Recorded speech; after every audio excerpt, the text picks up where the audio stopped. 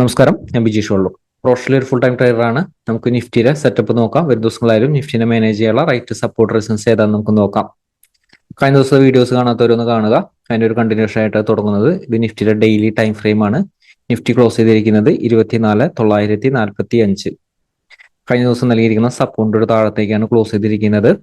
കഴിഞ്ഞ ദിവസം പറഞ്ഞത് പ്രകാരം നിഫ്റ്റിയിൽ ഒരു പ്രോഫിറ്റ് ബുക്കിന് ഒരു സാധ്യതയുണ്ട്. കാരണം സപ്പോർട്ടിന്റെ താഴത്തേക്ക് നിഫ്റ്റി ക്ലോസ് ചെയ്തു.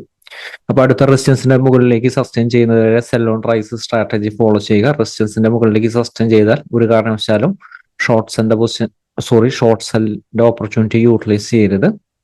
അപ്പൊ കഴിഞ്ഞ ദിവസത്തെ വീഡിയോസ് ഒന്ന് കണ്ടു കഴിഞ്ഞാൽ എക്സാക്റ്റ് ആയിട്ടുള്ള ഐഡിയ നിങ്ങൾക്ക് കിട്ടും. അപ്പോൾ വരും ദിവസങ്ങളിൽ നമുക്ക് ഇൻട്രാഡേൽ എങ്ങനെയാണ് മാനേജ് ചെയ്യേണ്ടത്, അതിന് മുൻപ് തന്നെയായിട്ട് ഇന്നത്തെ മാർക്കറ്റിൽ എങ്ങനെയാണ് ഇൻട്രാഡേൽ വർക്ക് ചെയ്തത് നമുക്ക് നോക്കാം. അതിനായിട്ട് നമുക്ക് ചെറിയ ടൈം ഫ്രെയിമിൽ നമുക്ക് നോക്കാം. 5 മിനിറ്റ് ടൈം ഫ്രെയിമിൽ നമ്മൾ പറഞ്ഞിരിക്കുന്ന ഒരു സപ്പോർട്ട് റെസിസ്റ്റൻസിന്റെ ഒരു വർക്കിംഗ് എങ്ങനെയായിരുന്നു. ഇത് പറയുന്നത് വരും ദിവസങ്ങളിലായാലും എക്സാക്റ്റ് ആയിട്ട് സപ്പോർട്ട് റെസിസ്റ്റൻസ് എങ്ങനെയാണ് മാനേജ് ചെയ്യുന്നതെന്ന് അറിയാൻ വേണ്ടിയിട്ടാണ്, മനസ്സിലാക്കാൻ വേണ്ടിയിട്ടാണ്. അപ്പൊ എപ്പോഴും പറയാറുള്ളതാണ്, എപ്പോഴും നമ്മുടെ റൈറ്റ് എൻട്രി എപ്പോഴും വരേണ്ടത് റൈറ്റ് സപ്പോർട്ട് റെസിസ്റ്റൻസിൽ നിന്നാണ്. എപ്പോഴും റൈറ്റ് എൻട്രി വരേണ്ടത്. നമുക്ക് ഇന്നത്തെ മാർക്കറ്റിന്റെ ഒരു ഓപ്പണിംഗ് നോക്കാം. നമുക്ക്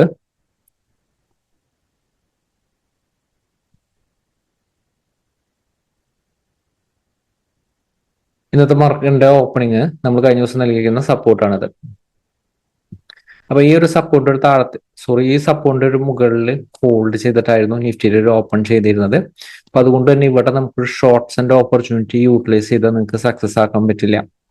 കാരണം ഈ ഒരു ഡിപ്പിൽ വരുന്ന സമയത്ത്, ഈ ഒരു സപ്പോർട്ടിൽ വരുന്ന ഒരു സമയത്ത് ബയർ ഓപ്പർച്യൂണിറ്റിക്ക് മാത്രമാണ് നമുക്ക് ഇമ്പോർട്ടന്റ് കൊടുക്കേണ്ടത്. എപ്പോഴും ശ്രദ്ധിക്കുക, ഓപ്പണിംഗ് ക്യാൻഡിൽ തന്നെ ഈ ഒരു സപ്പോർട്ട് ഹോൾഡ് ചെയ്തിട്ടാണ് നിൽക്കുന്നത്. അപ്പൊ ആ ക്യാൻഡിന്റെ ആ ലോ വളരെയധികം ഇമ്പോർട്ടന്റ് ആണ്. നിഫ്റ്റിയിൽ ഇത് 5 മിനിറ്റ് ടൈം ഫ്രെയിം ആണ്. ചെറിയ ടൈം ഫ്രെയിമിൽ ഇട്ട് നോക്കി കഴിഞ്ഞാൽ എക്സാക്റ്റ് ആയിട്ട് ഈ ഒരു ലെവലിൽ നിന്ന് ബൗൺസ് ചെയ്ത് പോകുന്നത് കാണാനായിട്ട് സാധിക്കും. അപ്പൊ ഇവിടെ വരുന്ന മിസ്റ്റേക്ക് എന്താണെങ്കിൽ, ഇവിടെ നമുക്കൊരു വലിയൊരു ബിഗ് റെഡ് ക്യാൻഡിൽ കാണുമ്പോൾ വലിയൊരു ഫാൾ ആണ് വിചാരിക്കും. നമ്മൾ ഷോർട്ട്സിന്റെ ഓപ്പർച്യൂണിറ്റി യൂട്ടിലൈസ് ചെയ്യും. അപ്പോൾ മാർക്കറ്റ് കയറി പോകും. വീണ്ടും റെഡ് ക്യാൻഡിൽ കാണുമ്പോൾ ഇതൊരു ഫാളാന്ന് കരുതും. വീണ്ടും ഷോർട്ട്സിന്റെ ഓപ്പർച്യൂണിറ്റി യൂട്ടിലൈസ് ചെയ്യും. മാർക്കറ്റ് വീണ്ടും തിരിച്ചു കയറും. അപ്പൊ എപ്പോഴും സപ്പോർട്ടിൽ ബൈർ ഓപ്പർച്യൂണിറ്റിക്ക് മാത്രമാണ് ഇമ്പോർട്ടൻസ് നൽകേണ്ടത്. വീണ്ടും ഈ ഒരു സപ്പോർട്ട് ടെസ്റ്റ് ചെയ്തു, വീണ്ടും ഇവിടെ നിന്ന് ഒരു ബൗൺസ് ചെയ്യാണ് മാർക്കറ്റ് സംഭവിച്ചിരിക്കുന്നത്. അപ്പൊ അതിന് ശേഷമാണ് നമുക്ക് അവസാനത്തെ ഒരു സെക്ഷനിൽ ഈ ഒരു സപ്പോർട്ട് ബ്രേക്ക് ചെയ്ത്, പക്ഷെ ആ ഒരു സപ്പോർട്ട് ബ്രേക്ക് ചെയ്തെങ്കിൽ നമ്മൾ കഴിഞ്ഞ ദിവസത്തെ വീഡിയോസിൽ സൂചിപ്പിച്ചായിരുന്നു, തൊട്ടടുത്ത് സപ്പോർട്ട് റെസിസ്റ്റൻസ് ഉള്ളത് കൊണ്ട് തന്നെ ക്വിക്കായിട്ടുള്ള പ്രോഫിറ്റ് ബുക്കിംഗ് ആണ് സേഫ്. അപ്പൊ ഇത് കഴിഞ്ഞ ദിവസത്തെ വീഡിയോസിൽ പറഞ്ഞതാണ്. നമുക്ക് ഈ ഒരു ലെവലിൽ നിന്നായാലും വീക്ക്നെസ് ആയതിനു ശേഷം ശ്രദ്ധിക്കുക, എക്സാക്റ്റ് ആയിട്ട് ഈ ഒരു ലെവലിൽ നിന്ന് ബൗൺസ് ചെയ്തു.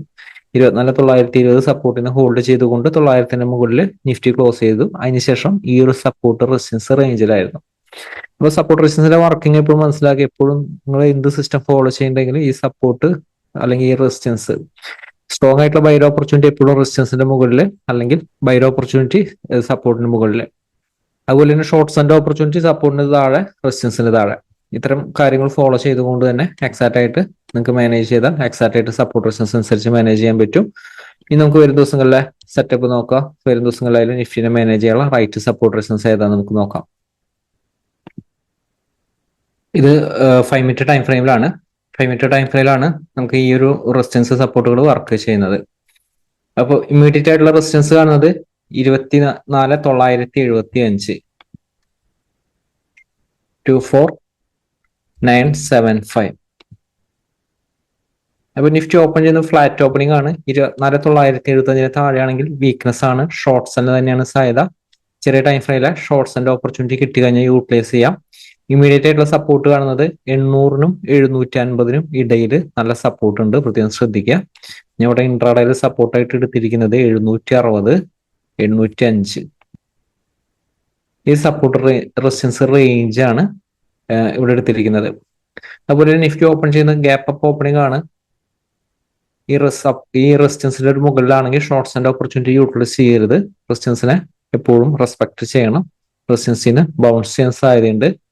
അടുത്ത റെസിസ്റ്റൻസിൽ നിന്ന് നമുക്ക് ഷോർട്ട്സിന്റെ ഓപ്പർച്യൂണിറ്റി യൂട്ടിലൈസ് ചെയ്യാം. 25,060 അടുത്തുനിന്ന് ഷോർട്ട്സിന്റെ ഓപ്പർച്യൂണിറ്റി കിട്ടിക്കഴിഞ്ഞാൽ യൂട്ടിലൈസ് ചെയ്യാവുന്നതാണ്. അതേപോലെ തന്നെ 25,115 റെസിസ്റ്റൻസ് വരുന്നത്. 25,115.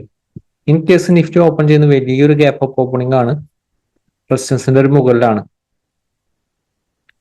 ഷോർട്ട്സ് ആൻഡ് ഓപ്പർച്യൂണിറ്റി യൂട്ടിലൈസ് ചെയ്യണമെങ്കിൽ സപ്പോർട്ടിന്റെ ഒരു താഴത്തേക്ക് വരണം. അതായത് ഈ സപ്പോർട്ട് ബ്രേക്ക് ചെയ്ത് ഇതിന്റെ താഴത്തേക്ക് ഒരു ക്യാൻഡിൽ സസ്റ്റെയിൻ ചെയ്താൽ, ഇത് 5 മിനിറ്റ് ആണ് ടൈം ഫ്രെയിം, 5 മിനിറ്റ് ടൈം ഫ്രെയിമിൽ ഒരു ക്യാൻഡിൽ സസ്റ്റെയിൻ ചെയ്താൽ ഷോർട്ട്സ് ആൻഡ് ഓപ്പർച്യൂണിറ്റി യൂട്ടിലൈസ് ചെയ്യാം. വീണ്ടും ഇതിന്റെ താഴത്തേക്ക് സസ്റ്റെയിൻ ചെയ്താൽ വീണ്ടും വീക്ക്നെസ് ആണ്. പക്ഷേ ഇതിന്റെ മുകളിൽ സസ്റ്റെയിൻ ചെയ്ത് നിലനിൽക്കുമ്പോൾ ബൈക്ക് മാത്രമാണ് കൂടുതൽ ഇമ്പോർട്ടൻസ് നൽകേണ്ടത്. അപ്പോൾ എപ്പോഴും ശ്രദ്ധിക്കുക, എപ്പോഴും വലിയൊരു ഗ്യാപ്പ് അപ്പ് ഓപ്പണിംഗ് ആയാലും റെസിസ്റ്റൻസിന് മുകളിലാണ് സ്പെൻഡ് ചെയ്യുന്നതെങ്കിൽ ബൗൺസിനാണ് സാധ്യത. അതുപോലെ തന്നെ ഓപ്പൺ ചെയ്യുന്ന ഈ പറയുന്ന സപ്പോർട്ട് റെസിസ്റ്റൻസ് റേഞ്ചിലല്ലെങ്കിൽ, വലിയൊരു ഗ്യാപ്പ് അപ്പ് ഓപ്പണിംഗ് ആണ് ഈ ഒരു റേഞ്ചിലാണെങ്കിൽ വെയിറ്റ് ചെയ്യുക. എക്സാക്റ്റ് ആയിട്ടുള്ള എൻട്രി എപ്പോഴും സപ്പോർട്ട് ബ്രേക്ക് ചെയ്യുമ്പോൾ അല്ലെങ്കിൽ റെസിസ്റ്റൻസിന്റെ അടുത്ത് നിന്നുള്ള ഷോർട്ട്സ് ആൻഡ് ഓപ്പർച്യൂണിറ്റി അല്ലെങ്കിൽ റെസിസ്റ്റൻസിന്റെ മുകളിലേക്ക് സസ്റ്റെയിൻ ചെയ്യണം ബൈർ ഓപ്പർച്യൂണിറ്റിക്ക് ആയിട്ട്. അപ്പോൾ ഇത്തരം സപ്പോർട്ട് റെസിസ്റ്റൻസ് അനുസരിച്ച് മാനേജ് ചെയ്യുക.